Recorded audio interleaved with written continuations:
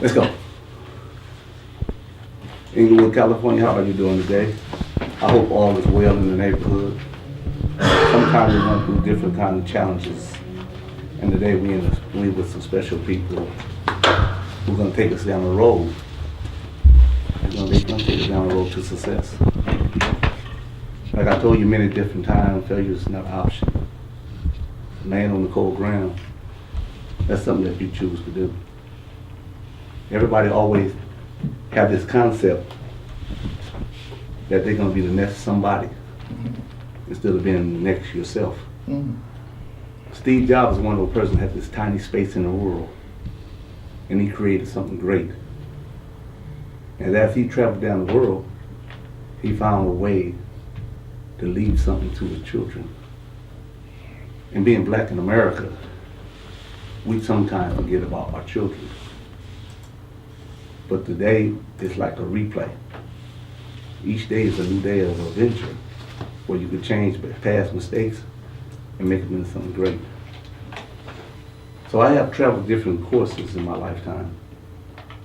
And my team is a part of the Green Believers and Whitey's Enterprise. And we are community outreach. And we do a whole lot of different things in the community to bring all of them together. Some people wonder, why do we reach out to the younger people of America? The younger people of America is the future of America. And if you pay attention closely, your black children is the future of us. And we need to leave something for them to understand that they got a challenge at hand. To be great in America, first you must be great with yourself. And when you sow those kind of seeds in your children start understanding more about what their obligation is to themselves and the next generation behind them. So we sit back and we go to school to be doctors, lawyers, and we find ourselves in real estate, we find ourselves being plumbers, we find ourselves owning different kind of businesses. But this is the great thing about being in America, you can do whatever you want to do. And I'm sitting here with a doctor and a real estate tycoon. They look like me. They don't think like me because we got our own thoughts. And we all got other kind of pet peeves that we are after. So each one of us is different in so many ways. But when we look at each other, we see the same. We see ourselves trying to make sure that we set a foundation that will always be balanced for the people around us. So here we are again. I'm going to introduce you to the doctor right now. Dr. Lane, how are you doing today? I'm doing great, sir. How about yourself? I'm doing good. Great to be back. And also we have Mark Austin. He's a very intelligent real estate broker. I don't know if he got broker license, but I know so far what I've seen of him, he's outstanding in the real estate market. And like I said, if you got a 64, a 640, somebody wanted to ask you for a 740. And he's gonna sit back and he's gonna try to figure out how to make that 640 and 740 get you in the ball game so you got the house. So, Mr. Martin, how you doing today? I'm doing real well. Looking forward to this conversation. Yes, so this conversation is based on the economy and real estate. And here we are today, reaching out to each other just to find a common ground. And when we find that common ground, we always gonna come in and we're gonna enjoy what's necessary to make our world better. So I'm gonna pass the mic because Mr. Dr. Lane, he's doing this great thing with the kids. And it's something that I love to hear because me and my team, we love helping kids. We love helping people as a whole to travel down that space. And we, like I said, we trying to make cold and cool. And if you're making cold and cool, you're making yourself cool. And you're making the next generation be ready to enter the tech world where if this sitting on the couch, they can make $100,000 a year. This sitting on the couch playing with a computer. So again, here goes Mr. Lane. Again, thanks for inviting me back, and I appreciate everything you all are doing about sharing information with the community and helping empowering our black people. My name is Dr. Lance. I am the co-founder of Urban Hip Tech Foundation. We are an economic development firm focused on technology, particularly for youth and for ex-felons. We believe that technology is liberating. It is the mechanism that's going to create black wealth. And we want to share with your audience that if we understand, not only can we play the game, we can make the game. So we're focused on helping youth and ex-felons learn coding, also get job placement, and also be able to be entrepreneurs. So I guess an overall of my introduction is that I believe that God stopped the world so black people can catch up with this COVID. There's never been this much of opportunity around the globe. And if you live in Los Angeles, you still are a global citizen. So I'd just like to do a brief overview of our strategy. We call our platform FIT, F-I-T, Finance International Technology. Understanding the banking and the financing world, understanding the international world, and understanding the technology world. If we get a grasp of all three of those, we can help really liberate our people around this country. We are very fortunate to do a workshop that we call Coding in the Hood. You attended that before. We're going to do another one on April 11th. It is to give an overview of what are the trends, what are the opportunities, what are the jobs that's in the industry, and how we can help our people move forward. We also, again, want to emphasize on that if you are local, you're still global, and you can sell things to the entire world. And lastly, you have to understand the finance game, which Mark will go more deeper into it. I always tell people, if you don't know your banker, you don't have a bank. And so you have to have a relationship from there. So again, our focus is on technology, international sales and marketing, as well as finance. If we understand those three worlds, we can help rebuild not only South Central, but rebuild LA, the state of California, the entire country. That sounds great. You know, I understand about re-entry because my team, we part of the 70 million ex-offender network. And we work pretty hard trying to make sure that we reach out to the people coming home from prison to put them in positions to go forward. And as we've been doing for the past 2 years, we've been going into different halfway houses. And the conversations that we've been having is about coding and about other programs that can help them as they go forward. I have some friends that they end up working real hard and they got on the RAND Corporation. The RAND Corporation is a $1 trillion company, and they hire ex-offenders. And they sit back and they take you through this little course to see are you ready to accept RAND in their community as RAND is trying to accept us in their community. Because at this moment, there's so many corporations and different corporations trying to visit the black community and try to help it out in some kind of manner. So again, 70 million ex-offenders is people who've been in jail, been gone for a while, and most of my team, my production team, my restaurant team, all of us is ex-offenders. That's awesome. And we're just trying to do what's right. And when I sit down, I have these conversations with you gentlemen, I'm overwhelmed because I know so many different people in the real estate lands also. And we have these conversations every day on how we can help each other.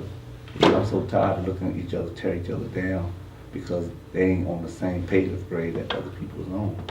So I transfer back to Mark and let Mark elaborate a little farther on what he do in the real estate world. My name is Mark Alston, and I am a broker, owner of Alston and Associates Mortgage Company, a community activist, a believer in black opportunity. In America, white home ownership, the percentage is 74.5%. Black home ownership is 44.1%. The gap between black and white home ownership is 30.4%. That gap represents the difference in wealth.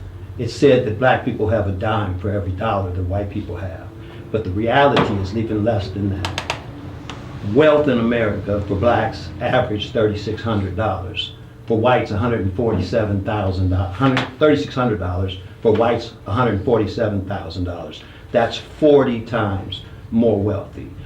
The majority of wealth in America, 90% across all ethnicities, is tied up in home equity. That gap, that that difference between white home ownership and black home ownership represents that wealth, and it's been my endeavor to try to narrow that gap. I had the benefit, the opportunity to work with the city council in Evanston, Illinois. Monday, we made national news. We put together a program to provide reparations based on the tax from legal marijuana to provide down payment assistance, rehabilitation assistance, and or distress assistance in the form of $25,000 grants called the Evanston Local Reparations Housing Restorative Fund. That's a win. Yes. A city council that the city's 16.6% black. City council is made up of 9 individuals, only 3 black. The vote was 8-1 to approve. Awesome. We don't get a lot of wins. Every now and then, we got to get a win. Yes, sir. I want to talk about that particular win because it makes a difference. You know, we've become, there's been active opposition to home ownership since slaves were freed in 1865. Why is there active opposition? What do I mean by active opposition? Exclusionary zoning requirements. Cities pass laws said you can live here, but you can't live there. That if a block is white, blacks can't live in it. Private covenants. Los Angeles was full of private covenants. It said that a black person couldn't live in this neighborhood nor be in it after dark except to be a handyman or a domestic servant.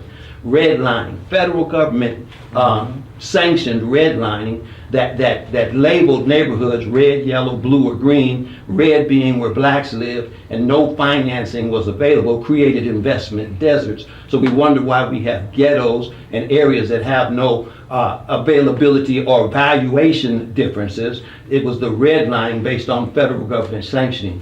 Eminent domain. When they built the 110 freeway, they tore up black neighborhoods. When they built the 10 freeway, they separated black neighborhoods. When they don't put exits and entrances into your neighborhood, they kill businesses. Prohibitive tax regulations. They stole black farmers' land by raising the property taxes. There has been active opposition to black home ownership because it builds wealth. So I'm not a real estate tycoon. What I am is a real estate advocate because it changes lives, has the opportunity to change regular folks' lives. You don't need 640, you don't need 620, you need a 580 FICO score and 3.5% down, and we can get you in that house and you can start changing your family's destiny with something that's transformative as opposed to transactional. So that's what I do. I believe you too. Oh, you. I believe you, brother. Talk that talk, brother. Let me clear some stuff up though. I didn't find real estate found me. I'm a 3 felon conviction, 32 years sober dope fiend. They got sober and got set straight and have been able to give back to my community. I bless you, brother. I bless you. Now let me give you a little of my pedigree. Before I left in 1985, from 1979 to 1985, I was part of Miranda Johnson. They call him JR. And we owned a real estate company on Bell and Centinela, and then we transferred to Centinela and the great La Cienega. And today I think it's a 99-cent store. So the real estate game was a part of me also. And I used it when we was younger to bring all my dudes who was in this game and put them in houses. So every day of my life, I've been in a journey of trying to figure out what you do with our money so we can keep our money, so our children can have the things that we supposed to have. At the end of our journey, we want to have that nest egg sitting over there in a box of money instead of having nothing to give them at all. So I understand real estate to the finest, and I sent my daughters and my nieces to school, and one of them a broker. That's why I just said a broker, because that's what she do. Her name is Shonda Ferguson, and she do a great job at trying to help people out in the community. So I understand what you're doing, what you're going through, and I appreciate it dearly because everybody need a helping hand because a whole lot of people mislead them, like Wells Fargo. They take you in the Bank of America, and they don't want to give anybody a loan at all, or color. So we got to find a person of color to put our loan on the table so we can have the right person taking care of it. Because nobody's going to take care of Black America, just like you stated. Nobody wants Black America to have anything but be a slave for them. And this is what I do every day of my life. I try to figure out how to help the brothers and the sisters go forward so they can attack the world, so they can be successful at whatever they're doing. That's the endeavor they pose to take on themselves to be better as we travel through this world they call America. Can I give you some data? Yes. Wells Fargo's approval percentage for black borrowers is 29.7%. Their denial percentage is 49%. 2 years ago, their approval percentage was 41%. Last year it was 32%. Now it's 29%. That means almost 8 out of every 10 people that apply for a mortgage in Wells Fargo get turned down. Yes. And that's not just Wells Fargo, it's all of the depository institutions. What does that do to our community? It means that the collective consciousness in our community means it's the thinking is it's too hard to buy a house, so we go buy a Lexus. We all want to show some success, so as opposed to buying an appreciating asset like land, we buy depreciating assets. And we continue to not build wealth and not be able to transition or transfer wealth to our next generation. And I agree wholeheartedly with you. That's why when I said Wells Fargo and Bank of America, I know their practices. I know how bad it's been. When a brother try to get a business account, they won't even give you credit in that account. They tell you now you can get a debit card and use your own money. I understand everything about financing a whole lot of ways. I just did 30 years. I'm back. I came back in 2016, and I refuse to sit in the back of the line while somebody else who is illiterate get in the front of the line and have his way. So sometimes it's necessary for you to really go out there and challenge the people in front of you so you can be able to go forward and help the next generation and help your children be successful in this field, because this is what we're doing. That's why we over here sitting here right here having this conversation, so we can figure out how everybody can hear us so they can come and have these conversations with us, because people are so scared to pick up a telephone and say, give me some help. I agree with you. And you know, we've been raised that way. Keep our problems to ourselves, to keep our mouths shut, to grin and bear it, and to be tough. You know, but every now and then you got to be vulnerable, and you got to ask somebody for what you don't know. We're not expected to know everything. That's why we have professionals in other fields. One of the problems with success in black real estate is the lack of black professionals in real estate. They're in the finance area of real estate. And our government has made the qualifications for being able to be in it harder. But there's a lot of misinformation. There's people who think they have a checkered past, so they can't get a broker's license. That's not true. It may take you a little more work, but the reality is you can. I've had the opportunity to mentor over 200 black men to getting their real estate license and to moving forward in this field. And I'm doing it now. I've got 5 young men in my office under 25 years old, including my youngest son, that I'm mentoring and getting started in this field today. When you have somebody who looks like you, help you, to shepherd you through that financing, it makes a difference. The out of the area person is already scared to be in your neighborhood. He doesn't think you have any value. He's worried about his safety. The person who looks like you is going to sit in your house, help you find the right paperwork, help you put your package together right, and get you an approval. And he's accountable to the neighborhood. So that's what we do. That's what we attempt to do. Yes, yes. I agree with you 100%. Because every day I try to put the best people around me who say, man, I'm tired of not having. And as long as we can sit back and agree with that, where, hey, let's do this, let's find a way. And we need to come together as a whole and try to make sure that each other have that chance. Because if everybody keeps closing the doors to each other, like, I don't want you.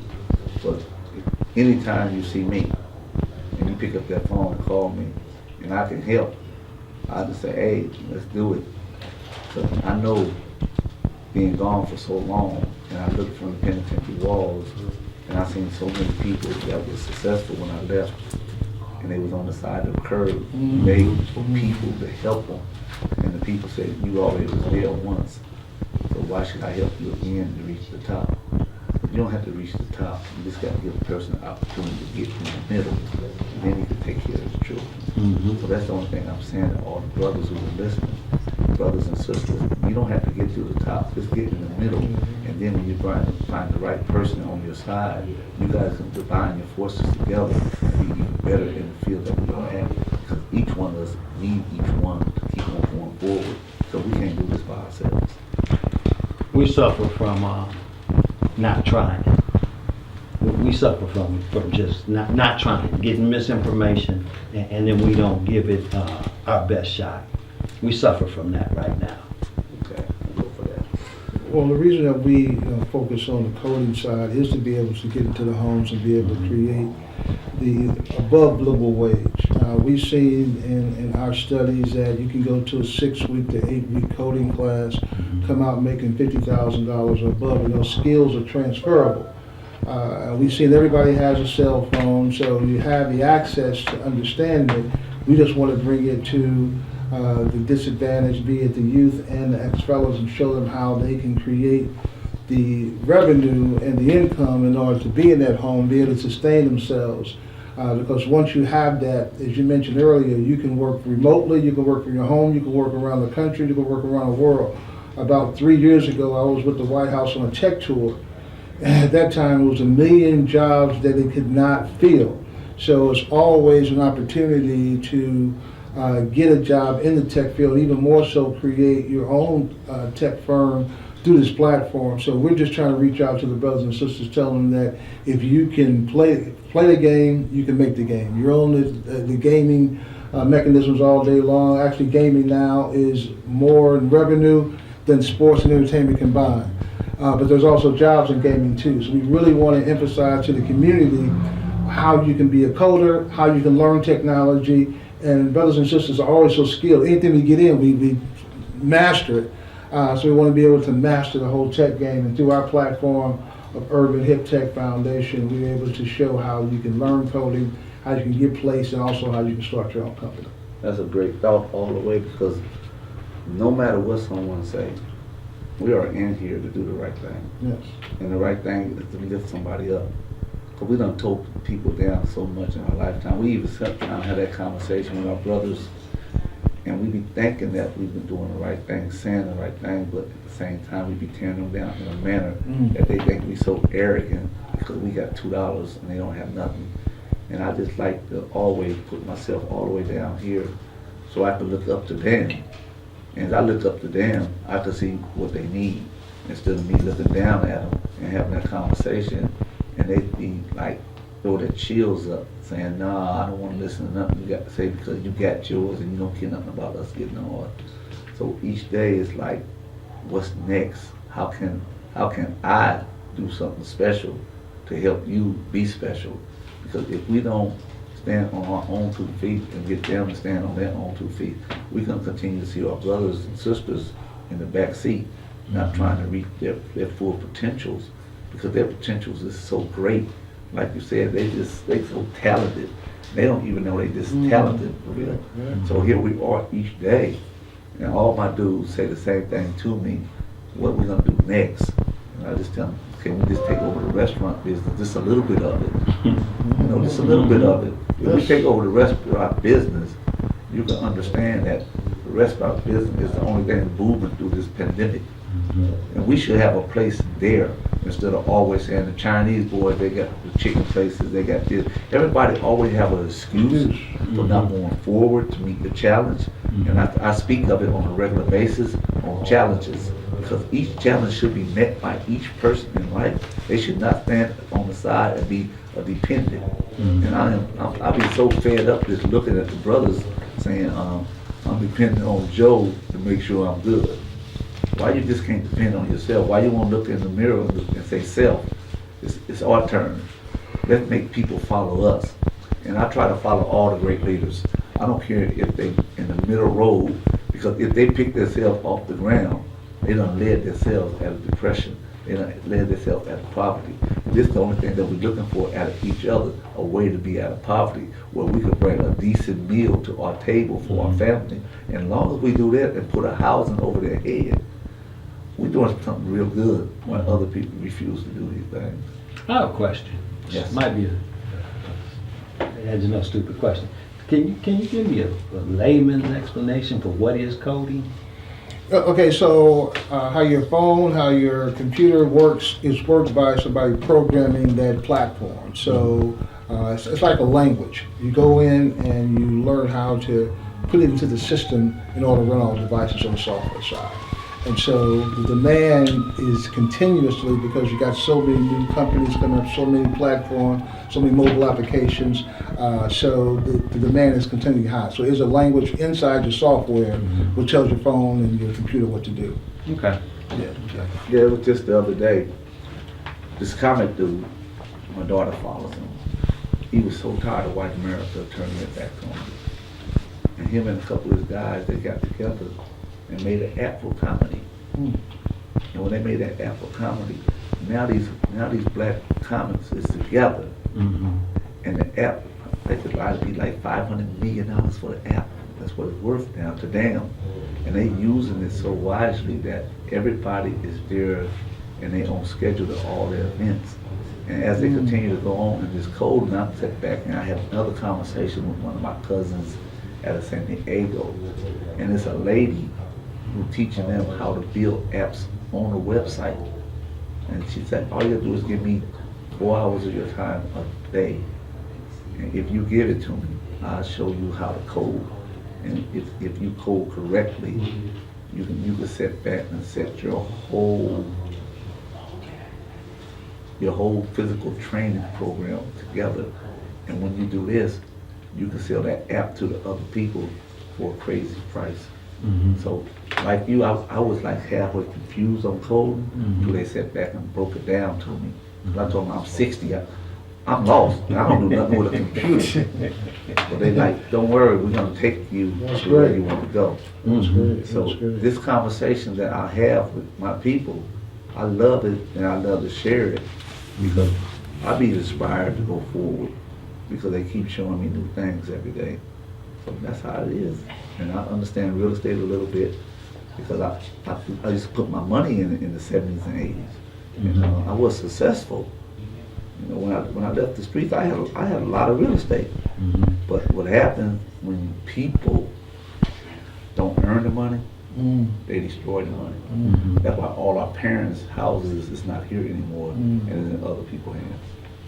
That's true. You know, in Los Angeles, there's such a income difference. My neighborhood where I live at, I've been there a long time now, used to be all black. Now it's almost all white. People walk up and down the hill in front of my house for exercise. And it's not because blacks don't want to buy the house, it's because they can't afford the house based on the incomes and the lack of jobs and the lack of employment. So some of what we're talking about is symptoms of a real issue that hasn't been dealt with. If we don't talk about income unemployment and promoting entrepreneurship and supporting each other, you know, we need to be entrepreneurs, but we need to support each other. When you support me, then I can hire in the community, then we can build wealth that's, you know, that we transition in our neighborhood, and we can afford to do the things we want to do. I sometimes wonder, you know, integration was great to be able to go where we wanted to go, but the idea that we were able to assimilate was denied us, and it has caused us not to have the same ability to grow as a community. Now we're stratified, we're everywhere, but we don't have one dominant black community where we control anything anymore. Not the 9th district, not the 10th district. We're in Lancaster, Palmdale, Chino Hills. We're everywhere, but we're not in any one place. And so our power is not saturated. It's not in one targeted point. And that concerns me. You know, is that something that needs to be fixed, or is that the wave of the future? Should I be community focused, or should I be globally focused? Globally is generally corporations. I'm an individual. I got to work in my community. How do I make that work? How do I make a difference and leave something that my kids can stand on? That's interesting because I got that same notion that you have because I come from South Central LA. But when I left, I had homes still on Crenshaw, up on Northfield Drive, and that area was basically black. And everybody stepped back like, what houses cost in 1978? It costed $47,000. I could break it down in the number because I spent the money on it. So the houses cost that. The houses on 56th and Main, they costed $21,000. So I brought in all these places, and I understand how everything is going. And then when I came home again, and I walked back in on 56 in Main, it wasn't no black people there anymore. When I walked on Crenshaw to that location on North Hill on Mount Vernon Road, that changed, and now white people running up the hills with dogs. That's right. So here we are, we talking about this conversation, and what happened, have I looked at it from before, that our brothers and our sisters, they sat back and sold grandmama's house, mama's house, father's house, grandfather's house. They sold it to the people just to collect some money so they could go live in Palmdale. And now Palmdale is like a Gestapo, because everywhere you go, it's a sheriff car pulling somebody over. Now you're down here in South Central LA, and it's Spanish.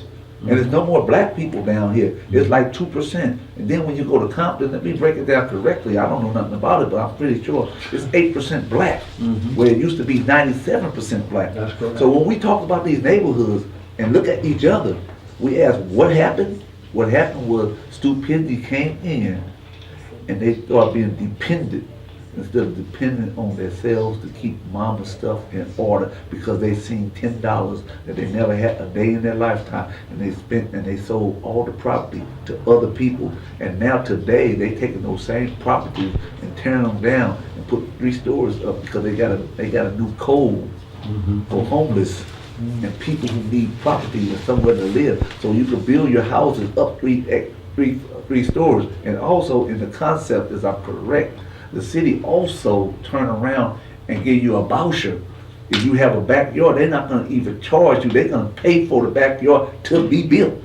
I'm not for sure, but I'm really positive about all this when I'm talking about, because at the end of the day, I do play in that world because I got a niece who really play in it, but I stay out of it because I'm trying to hire some people to run some stores and run some restaurants, so I can hire some people out of the community. And we're trying to make sure that the ex-offenders is represented, because it's hard for you to say you're an ex-offender and nobody turn your nose down on you. Yeah, so just to piggyback on what Mark said about segregation and integration, our communities were self-contained.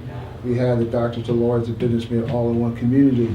And it's always stated that we're spending 1.5, 1.7 trillion a year, so we have the collective buying power, but it's saturated. I mean, it's not saturated, it's just diminished out in different areas. So back to technology, I believe the only way we're going to be able to do a cohesive platform is we use technology to share information and resources, share that you can have a 500 plus credit score and get a home, share the opportunities that are changing and trending in the technology space, and really put together a national agenda. We don't have a national economic development agenda.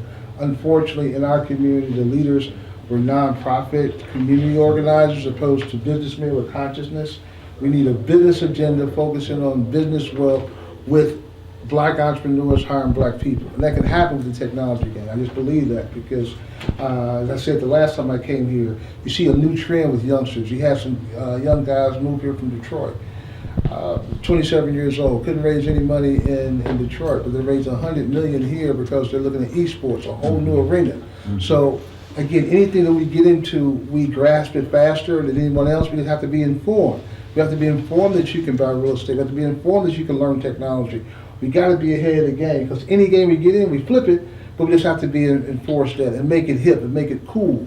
And I believe that through the celebrities and athletes who have some influence can be able to send that message. And I also believe that the institution that we've always used, the Black Church, being able to use that platform to get information out to the community. But it has to be a national black agenda focusing on wealth building with telling people what to do. And the more they see people like ourselves, they believe they can do it, especially those who've been away, especially those who came from nothing, and then it can happen from that perspective. But we just don't have a national agenda. I agree with you, and we do need to do that. Going back to that Evanston example, Love that. what was disheartening was the opposition looked like me. There was no white opposition that was vocal. That's crazy. And in the city council vote of 8-1, the one opposition vote was a black female. Crazy. Sometimes we get stuck on wanting the whole pie and we won't take it a step at a time. Yes, sir. You know, that was one of the oppositions, that this is just too small to be called reparations. Yes, sir. But we've had zero before. Zero, yes. And one of the opposition suggestions was to let the next city council work on it, to wait, and maybe we could get it better. I think we suffer from that, Of taking course, those we small do, steps, we do, man, we do, that we do. allow us to propel ourselves forward. We do. You know, we've always been our own worst enemy. Yes, sir. So we, to what you said, we gotta hold each other up. Mm-hmm. You know, I gotta quit, just cause you got your pants around your ankles or wherever your pants are, maybe I need to leave that alone No, and talk about what's the real good stuff. about what you Right, do. that's right. And realize our culture's different. Yes, sir. I don't need to be embarrassed about No. something some other black person does. Okay. Do what I do and let them do what they do and see what we do good together. Totally. That's what we got to come together again. I totally agree. And I said this at our last event at the Big House in reference to urban tech. I said we have to have the middle class, the educated, the ex-felons all coming together. Come together. Sometime in our mind, we think we're better, and that's crazy. Everybody Mm-hmm. has a skill set in order to make collective. You don't see any other culture doing that. They embrace every faction of their community. And it takes all of Yes. us to make it work. Yes, sir. No question. We can't make it without every area being covered. That's it. You can get real rich in LA selling toilet paper door Yes, to sir. door. Yes, There's sir. just enough people here to make that happen. You don't need an education to do that. Yes, sir. You know, Yes, sir. it's drive and opportunity, but we have to pay attention to the active opposition. Yes. Yeah, you know, I have to say this, I'm a part of the social equity movement in Los Angeles. And I've been moving around since I've been home. And I'm part of the technical assistance in Los Angeles. I'm part of the Green Believers movement, Go Verdict movement. And it's about marijuana. And it's about them giving back from the taxes to the community, to the schools. So everybody can be able to get something out of what they're giving away. And somebody sat back and told me, why did they gave 100 licenses up? I said, yeah. And they gave 80 of them to white America. I said, yes. They said, but they only gave us 20. I said, I know. Do you ever think that they're gonna give you guys something? So by saying that, is that every day of my lifetime, I was born in a poor family.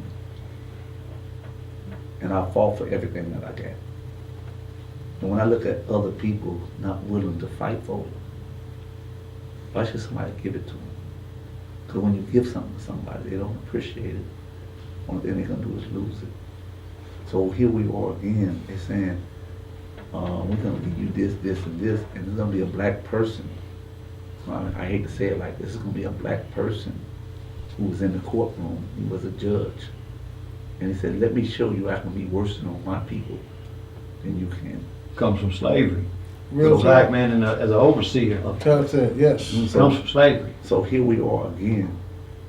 Every time a brother get a business, the first thing he want to do is pick up his telephone, call the police and say they loud in front of my place.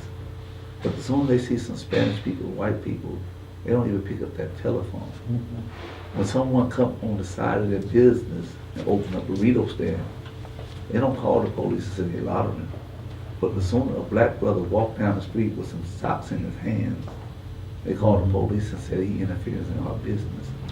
So again, all the brothers and sisters are gonna have to find a way to come together to meet the real goals. The real goal is to making sure that we get 18% of this population, this money that's in it, because we earned the right, our forefathers earned the right for us to get this money, because they built this country. And it's up to us as black brothers and sisters to do our share of our work and stop waiting for somebody else to give us something, stop complaining so damn much about anything. Every time you turn around, you see a brother who don't have something complaining.